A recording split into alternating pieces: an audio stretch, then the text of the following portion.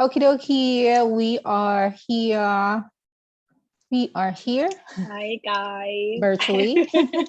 Yeah. We're here virtually. Seattle and Ghana connection right here, happening right here, right now. And we are continuing with our study on Amos. And we already had our study 1 and study number 2. So today we are on study number 3 for Amos chapters 5 and 6. So they can go ahead and read, 5 and 6. They can pause this video and read 5 and 6. And then we usually just start as we discuss and pick a question from our book, right? Just to search the scripture. Yeah. Cool. I'm going to read the question that we picked. Okay. Number 2. So after you read Amos 5 and 6, this is a question that we're going to try to answer. What is necessary to make our worship acceptable to God? How did Israel fail? And is our worship in danger? I almost said in charger. In danger of falling under the same judgment. Ooh, okay. Kind of loaded. Yeah. All right. And then, this book oftentimes it would give us the verses where we can find the answers, making it really easy for us. So let me start. Do you want to start, Loretta? Yeah, I'm just trying to process the questions and break it down because that's a really loaded question. Yeah, what is necessary to make our worship acceptable to God, and how did Israel fail? And is our worship present day in danger of falling under the same judgment? Oh, I like that. I like how they always connect Old Testament, especially the prophets that we've been reading to present day.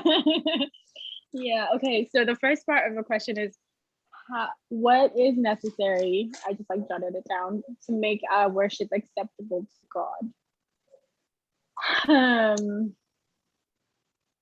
I guess that's in chapter 5, right? That's where it points us to. Yeah. And it says verses 18 to 27, I think. Yeah.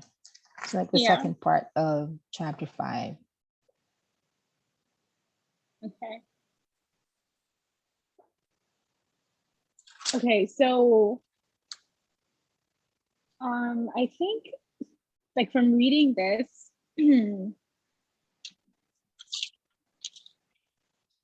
first, okay, so the 21 and 22, where it says, I absolutely, okay, so in NET, it says, I absolutely despise your festivals. I get no pleasure from your religious assemblies. And it's though, okay, so now I'm moving to my King James. Though you offer me burnt offerings and your meat offerings, I will not accept them. Neither will I regard the peace offerings of your fat beasts. Take thou, and 23 it says, take thou away from me the noise of thy songs, for I will not hear the melody of thy vows. And so and then in 24 it goes further to say that let judgment run down as waters and righteousness as a mighty stream. So this is a popular verse, right? I mean, this is a popular, this is a popular verse. Yeah, justice it is. Must flow like torrents of water. I think in other translation, justice must flow like a river. Righteous actions like a stream. Yeah, like a stream. Yes, that's true. In NET, but I switched to my KJV. Yeah. So I think those were the voices that stood out to me for that part of the question, is that God is telling them to take away. For me, the part that really struck me was when he said, I absolutely despise your festivals. It's so remember when we were doing study 2, we were talking about what do we call them? Religious formalities. Yes. Ooh. It's they were doing all of these things, these traditions and things that they thought were pleasing to God, but to him, that's not what he was looking for. He was looking for them to seek him. And remember, he was doing all of these things. He sent famine, floods, destroyed their crops, and all of these things to bring them closer to him. Yeah. And they kept turning away from him. Yeah. So I think that's kind of linked to that, where he's reminding them again that all of these festivals that they're having, all of these sacrifices, killing the fattest cows and whatever, trying to please him, it's not really what he's looking for. He's looking for justice. He's looking for righteous actions and not these fake things that they're doing. And I think in I'm trying to find this verse. So in it, I mean, even in the past, we talk about also, like, you know, in the past chapters, the hypocrisy that you know, the people of God is, you know, is living a lifestyle of hypocrisy, wherein they follow all these religious practices, but then they mistreat others, or they use their power, influence to oppress, you know, the poor. And it's showing all through this, even from what was the first book that we started? You know, just Micah. Yes, from Micah. Yeah, where just the consistency of God's poor. Yes. And we're talking about these Israelites who were used to be oppressed. There's the same people group who came out of Egypt, you know, and found a good land that was, you know, and then they were used to be slaves and used to be oppressed. And then we're finding out from the book of Micah and Amos, these prophets who were talking about them becoming the oppressors, and yet they're practicing the same religious practices and traditions, but really, you know, one way to answer what is necessary to make our worship acceptable to God is not to live in hypocrisy. Yeah, that's true. Oh, this is the one I was looking for. So chapter 5, verse 11. Can you please read that? Mine is complicated. And NET? Yeah, let me see NET. So therefore, because you make the poor pay taxes on their crops and exact a grain tax from them, you will not live in the houses you built with chiseled stones, nor will you drink the wine from the fine vineyards you planted. Yeah, that's just when you talked about the Micah verse where we read about hypocrisy and cheating people and all of that. That's what came to mind. I just didn't remember which one it is. And then also remember from study 2, it's like they stole all of these things from people and then they brought them to the house of God, like as sacrifices and as ways to worship. Yeah. So I guess all what God is looking for, like, as acceptable worship based on what we've read so far, is just, like you said, stop the hypocritical acts, be just, and be righteous. Yeah. Simply put. This topic now is very, you know, popular about social justice, and I know that there are others who don't want to use the word justice because of the negative connotations that we, you know, maybe other people have attached to it. But I actually look at, you know, like just the word. I looked at justice, and this is from, you know, a theologian. Her name is Fleming Rutledge. Ooh, you should watch her. She's like in her 80s, been preaching and teaching for over 50 years. Yeah, I think he was one of those. She was one of the, you know, first ordained, you know, priests. And young theologians actually, you know, follow her. Not just on Twitter, but like follows her, you know, follows her work. Not just on Twitter. Yeah, not just on Twitter, but follows, you know, her work. That means reads her, you know, her books, and And she said that, justification, what it means is, rectification.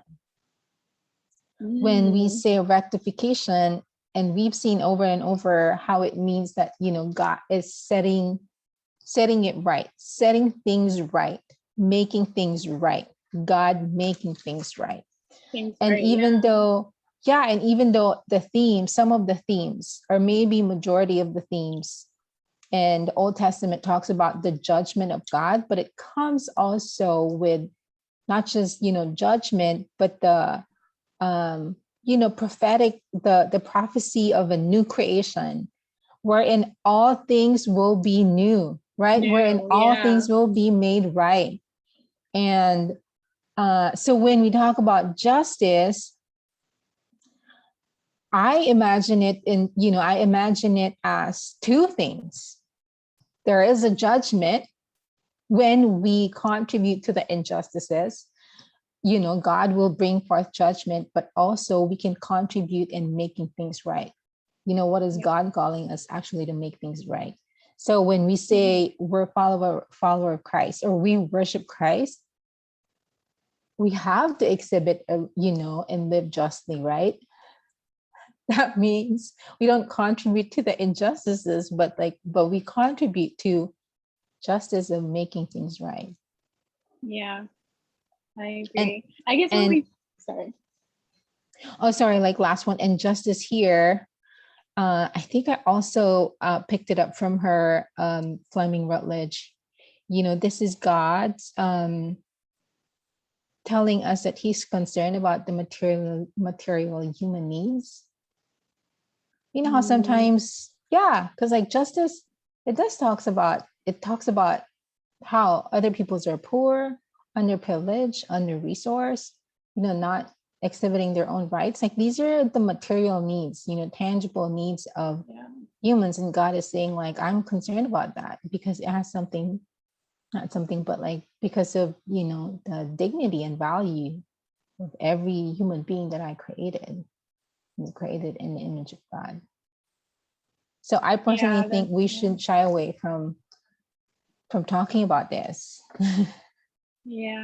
Because that's what Jesus is all about, justice, right? He was helping the oppressed, and eating with the poor, hanging out with people that other people wouldn't have chosen, and that's all justice. Recognizing the people that society is neglecting, and bringing those people in. It's all worship as well, right? I guess when we talk about worship, we may our minds may go straight into church, singing, and all of those things, but worship is how you live outside of church as well. It's not just the prayer aspects. All of that is important, but how you treat people outside.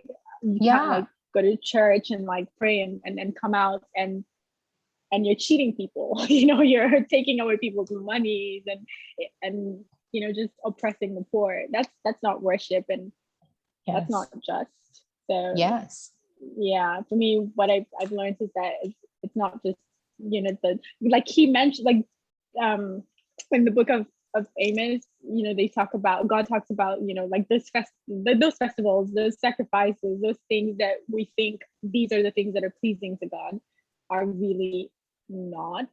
I mean, they're important, but at the end of the day, if you're not doing the right thing, it kind of contradicts your whole view of God and our worship of God. If we're saying also, when we worship God, isn't it an acknowledgement that everything belongs to him? Exactly.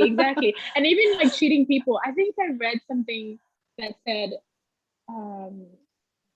how I can't remember how it was put, but basically what it was saying is that just treat everybody as if they're God's property. It's you see God, you see Christ in them, and that's how you're supposed to treat them. So if you're worshiping God, if you're claiming to love God and all of that, but you can't extend that same grace to a human being, your neighbor, people around you, that's really not worship. One of the story that actually puzzles me. Do you remember this? Rich rich man and was it Lazarus, in the New Testament, wherein there's Lazarus is over there, and then he is sitting by the gate of this rich man. But the rich man didn't totally neglect him. Like, he was actually kind of feeding him, right? Like, giving him his spare. Yeah. And then when the end of their lives happened, Lazarus was in a much better place, and then the rich man, was asking like, "Wait, what is going on?" Like, I started taking care of the poor guy. I mean, I let him stay on my gate. Yeah. But his very answer was the one, I feel like that's the one that was the injustice, is that we help, but yeah, you stay where you are. It's like, I'm still putting a boundary here. Yeah, we're different. Yeah. Yes. So, what is necessary to make our worship acceptable to God is like, we've been talking about, like, do not live a hypocrite life. If God is concerned about justice, then we should be concerned about justice, because this chapter 5 talks about church going people. He was talking about people who were practicing the traditions, burnt offerings, like, these are people who believe in God. Yeah, right? True. Yeah. Worship songs and hear music, like, these are all what we do. So he was definitely addressing this to us, sacrifices and all that. Well, yeah, what we think is worship, I think, and that's very common. I mean, we'll come to that part of the question where it's talking about, in today's world, like, how are we is our worship in danger of falling under the same judgment? Yeah, I guess we can draw a lot of things from this even today. Oh yeah. It's ongoing. It's all around us. I'm like, we've probably done it over a million over and times. Over again. That's so true. Yeah. Because that's just one thing that I wanted to mention. So in verse 5, where it talks about, seek not Bethel, nor enter into Gilgal, and pass not to Beersheba. I think in 4 it's saying that, seek me and you shall live, but seek not Bethel, and nor enter into Gilgal, and pass not to Beersheba, but all these things will be destroyed. And I was reading the drop down thing in NET where it explains, and it was saying that Bethel is the house of God, but he's saying not to seek, like, ironically, like, he's saying don't seek the house of God, right? Like, seek me, don't seek the house of God. And then it goes down, I think Beersheba was like a pilgrimage site where people would go on pilgrimage. Yeah. And so it's like all of these things, people were going to these places, like, thinking, okay, like, seeking God, but that's not really what he wants. And I was just thinking about so many times how we miss the point. It's like, like we miss the true essence of worship, that sometimes it's simple, like, seek God. I guess it's not that simple, but it's still kind of straightforward. But we're seeking all of these other things that we think we should be seeking, that we think represent God, but he's just, like, right there calling us to him, like, him, not my house, not these sites that you think I'm going to be at, not these festivals, me. I think, how do we miss that? How do we, like, do all of these things and then in the end miss what we're actually supposed to be doing? Yeah, I like that. If I just summarize, quickly what you were saying towards the end, like, how we so focus on trying to do things, for God, that we think we're for God, but that God is actually not present. Like, his presence is not there. It's not there. Yeah. Oh man. That's such a super bummer. Yeah. And then just, the last part in chapter 6. Well, the title for chapter 6 in NET is "The Party is Over for the Rich." Oh. Oh, this is a wrap. Oh, what? That's the title on my NET. Don't blame me. Mine is The Fall of Samaria. Oh. Well, first of all,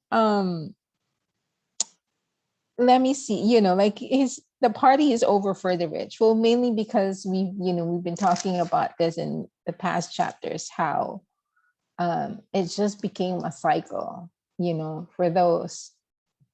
That's the thing though. Those who were oppressed became the oppressors. You can be poor before and then rich now. And it's the same. You're doing exactly the same thing how rich people treated you, because now that you're a part of that. And we can be trapped in that same, the same pattern over and over. But at least what I learned from chapter 5, when God calls us to be part of his call to justice, that judgment is, that there is judgment from God, but there's also this part of righteous actions, in our participation to make things right. So I can be poor and rich, but I can participate in justice, in we're making all a things part right. of it. Yes. I can be concerned about the material human needs of others. And especially, like and even in choosing our career, like even in global health, as you're pursuing that, like how can we administer justice in global health in Ghana, or even for, in choosing our careers, right? Like what part, in what ways could we participate in God's vision of the new creation wherein everything will be made right? Oh man, that's intense. Yeah.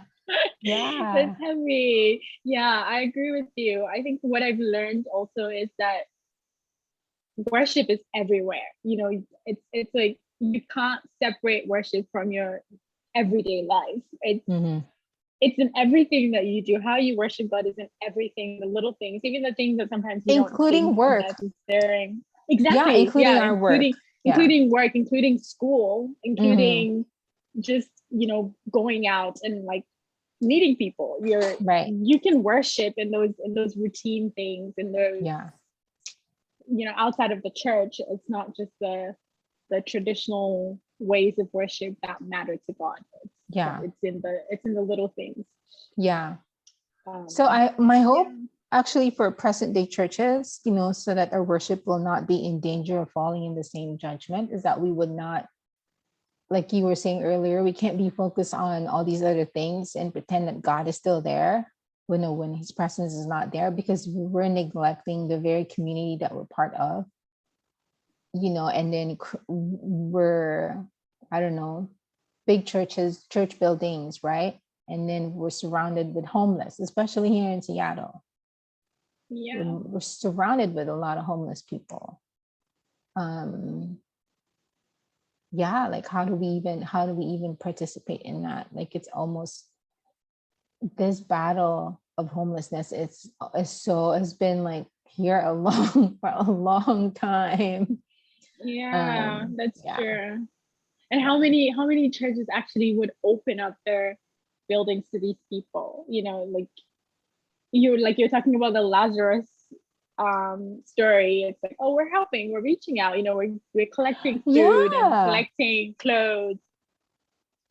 When it comes down to it, I know. Are you really inviting the homeless into, like, who, I'm just thinking about here in the churches here. Like, I don't think that those people who sleep on the street would be invited into the church. You know, like people would think, oh, they'll come and steal stuff. They'll come and like ruin stuff, you know, like, but we'll just give them food. We'll just give them this and that and that. But would you ever invite them into the church building to like seek physical refuge? You know, Yeah, yeah, you exactly. keep them at the gate and drop coins into their bowls, and that's it. Yes. That's really not enough. And I'm curious, if we just flip the story here and take the vantage point from the poor people, like how are they looking at us? Right? Like, from their perspective, they're probably so confused. Like, wait, what? I see you go in and out of that building, but isn't that so bizarre to just put ourselves in, in their shoe for just, for a day, and like, I'm like, I'm right here, I need food, like, I know. and then we just come out of church and we walk right past them, and with our fancy clothes and high-heeled boots. Oh man. Yeah. But this is not, I don't want us to come across that we're against, all of that. But what we're talking about here is worship, and hypocrisy is not pleasing to God.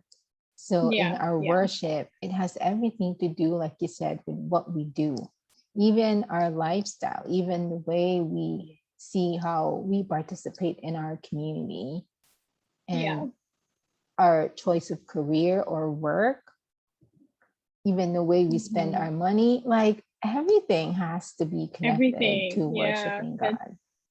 That's true. Bottom line is, you can't take God out of anything. It's like he's there in everything, he's there in people, and the way you're interacting with people, and the way you're seeing people. He's there in the most mundane things that you wouldn't even think of, that God is there, so it's like and honestly, he's everywhere. And I've seen, thankfully I've seen people who live this lifestyle. There are the more popular ones, of course, like Mother Teresa, but we know of there are other people who live this and said this is a lifestyle that pleases God, and it has nothing, in other words, it's not hard to reach. They're making it a reality for us. And there's so many churches that are doing a very good job, helping. Like in Seattle, there's some churches that were helping with homelessness and building shelters for people, and just doing amazing job. Inviting people in their homes. Churches aren't. Making sure that people are comfortable. People literally dedicate their lives to this. There are people in churches, organizations that are doing an amazing job. But we need more people. And this is how it affects our worship to God. It's this not is just what like I'm learning. These people's job, it's everybody's job. Justice is for everyone. It's everyone's job. Actually, and it's the heart of God. I want to read this last verse. I want to read this before we close. Amos chapter 5, verse 24. Justice must flow like torrents of water, righteous actions like a stream that never dries up. And that's a wrap. It's a wrap. Period. Yes. Anyways, this is a good session. I mean,